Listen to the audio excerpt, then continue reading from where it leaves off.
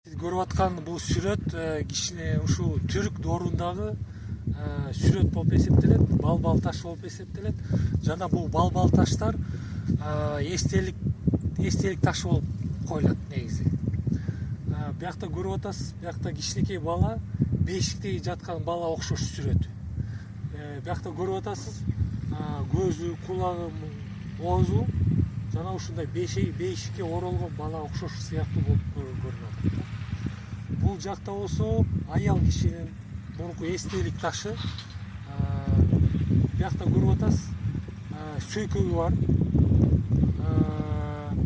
Жана колунда кармап аткан, идиш аякта кармап атат. Колдору да ичке, бармактары ичке. Ушул сүрөт аял кишинин эстелиги болуп эсептелинет.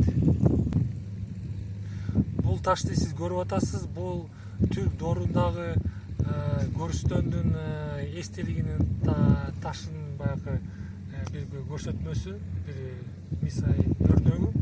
Биякта көрүп атасыз, бул эркек кишинин эстелиги болуп эсептелинет.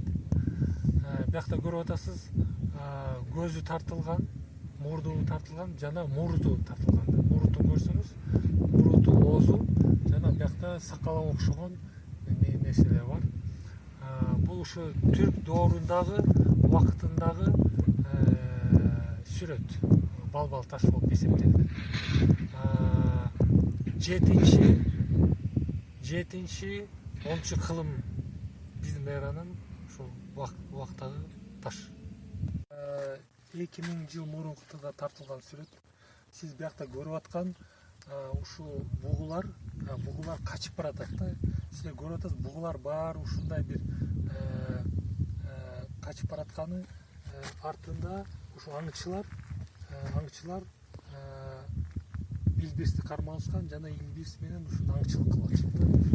Сиз көрүп аткан бул сүрөт өтө чоң сүрөт, Центральный Азиядагы бир сүрөттөрдүн эң чоңдорунун бири деп айтсам жаңылышпайм да.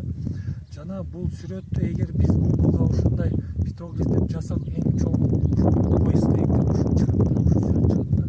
Жана бул сүрөткө дейт ушуна бүт дүйнөдөн келип ушул сүрөткө карап кетишет да. Жана сиз биякта көрүп аткан ушул спираль түбөлүктү билдирет да. Ушул спираль да. Бул саха сактардын баягы ушундай тарыхый бир немеси да. Ушу символдору деп айтсак болот да. Жана биякта көрүп атасыз, биякта да ушундай илбирстер бар. Жана бул кара нерсе, бул магний. Бул магний эмне болуп чыгат? Бул магний окисление болот, абага, сууга окисление болуп, анан ушундай сыртка кара